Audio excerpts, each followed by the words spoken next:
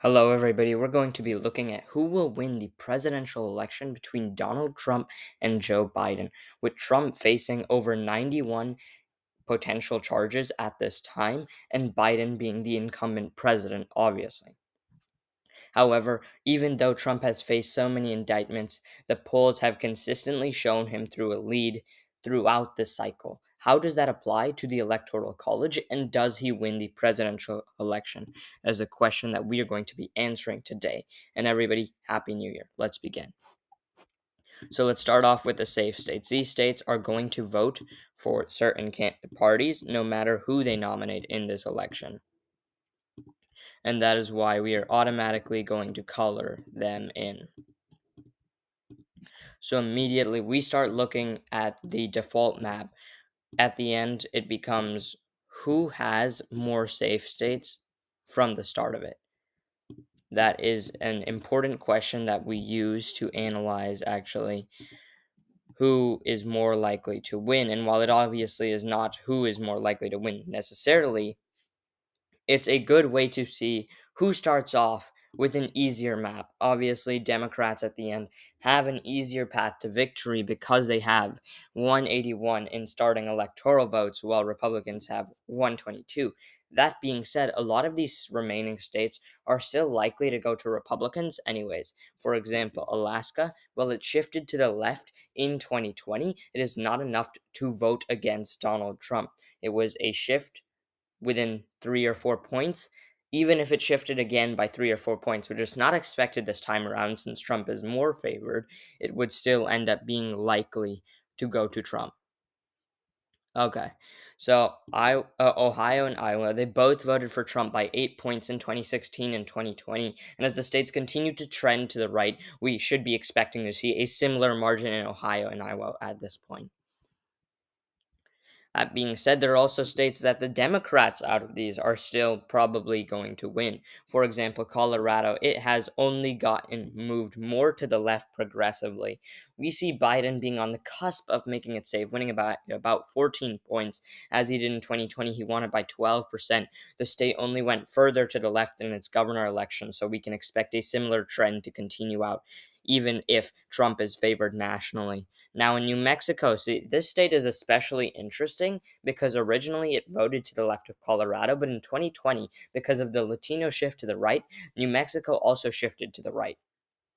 Meaning, crucially, that we are going to also put it as likely. But the distinguishment between Colorado and New Mexico is New Mexico is going to vote for Biden by a smaller margin, while Colorado continues to trend to the left. So, that is a very important long term thing we will be looking at, but it is not going to be the most relevant in this election. Now in Texas, we're going to see likely for Donald Trump. We saw a lot of hope for a blue Texas in 2020. It didn't materialize with Trump still winning by 8 points. We would expect Trump's margin to shrink or stay the same, but even if it were to shrink, it would not shrink by that much, considering one, the Latino shift to the right, and two, the national environment. Both very important factors. Now, Minnesota, the last state in the likely category, or sorry, second last state in the likely category, mainly because Minnesota, it's a Rust Belt state. It's somewhat of a swing state, but it's not at that point yet. Very suburban. New Hampshire also likely. While this used to be considered a swing state ever since Trump in 2016, his state has only continued to move to the left, and we really see it grow out of its value. In Maine, also likely. It's a rural state, but it's also very suburban, so we are going to be seeing Trump losing this state by a sizable margin, but not that one that you would expect. Now, in Maine second district, Trump wins this by a likely margin, as he did in 2020 and 2016. Same thing with Nebraska second district. The thing about these states is they separate their votes based off congressional district, which means weirdly enough they give one electoral vote, or they could give one electoral vote to another candidate, which is what happens here because Trump has historically won Maine second district by large amount margins, and the same thing with Nebraska second district. Now, let's look at the leans. We are left with this final map. Biden starts at 213 and Trump at 189 when you account for all of this. So who ends up winning these swing states? Well, Virginia, you see that as going to lean Biden because while it was a very left state in 2020, we saw in 2021 it elected Governor Glenn Youngkin by 2%, yeah. But on the federal level, it's still pretty left, where we are going to see it go more to the right because of the national environment. Virginia, especially, has seemed to be very hesitant towards the Biden administration, and that is why Biden will most likely underperform Democrats overall in Virginia. Now, let's start by looking at these other states. Now, North Carolina, Trump won here both times. We can only expect that to continue because of the national environment. It's going to be a similar amount. Republicans won the Senate race here back in 2022 by the same margin. It seems we've almost came to a standstill in North Carolina in terms of margins. Florida, this state has only continued to move to the right.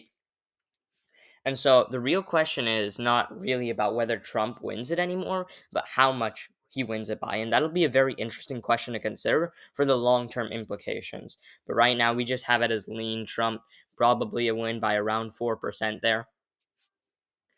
Now, let's move to these final states. Now, Wisconsin is going to be a very key state. It voted for Biden by 0.3%. It was a very close state. Ultimately, it becomes just, is Trump able to pull that away? Well, in 2022, they actually re-elected the Democratic governor across against expectations. But then we see the national environment changing around us. So this becomes a tough question about whether he can hold that. Ultimately, it seems very improbable that Biden is able to hold a zero point 0.3 lead in a state that is really suffering from the Biden administration's policies. Biden is able to win Michigan. It is going to be very close, though. That being said, it really could go either way for a few reasons. Number one, being that Arab Muslims are shifting away from Biden because of his support of Israel in the Israel Palestine conflict. Israel Gaza conflict. So that is going to be crucial too. Obviously, Trump is a strong candidate in the national environment. So both of these factors, we still do see Biden winning it at the end of the day because of one, he won it by a large margin in 2020 relatively to swing states, and two, we've seen Democrats actually overperform consistently in this state. So it seems clear that it is not ready to go fully in the Republican column. In Pennsylvania, Pennsylvania is a very interesting state because we saw it go to Democrats in 2022 and 2020, and it's only continued to shift away from the Republican Party in the short term, while in the long term it shifts to the Republican Party. So it's going to be interesting seeing a short term and long term trend overlap. The Pennsylvania Republican Party overall and the National Republican Party have become very incompetent in Pennsylvania. Right, they're not able to target. They don't have enough money. They're barely staying above deficit. And so that is why I don't think the party is capable enough to take back the state, which is why I give this state to, I see Joe Biden winning the state as of now. Now, in Arizona, that leaves us with Nevada, Arizona, and Georgia. In Georgia, it is most likely that Donald Trump comes out on top.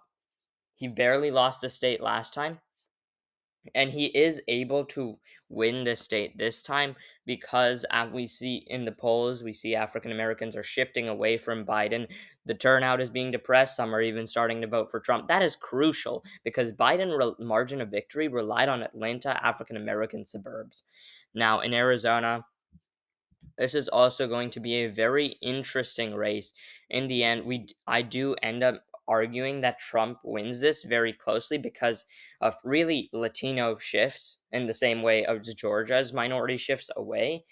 Arizona, it is definitely going to be a long-term blue state, but in the short term, we see a short-term overlap in the way we see in Pennsylvania but except it's inversed. Now in Nevada, Joe Biden does end up winning this state. He is not weak enough in this. Republicans have consistently targeted this state. They've consistently failed. It's over expected for Republicans. Republicans have underperformed, especially after the Dobbs decision overturning Roe v. Wade, because Nevada is a very pro choice state, and that ultimately probably still harms them going into 2024, along with other historical factors. So that means Trump ends up winning winning with 272 electoral votes, with 270 being the number to cross. So it'll be a very close election, but here's how the numbers translate out into the Electoral College, which is crucial because the polls, it seems very one sided. It's not as one sided as it seems, and we need to be watching the Electoral College. Thank you for watching.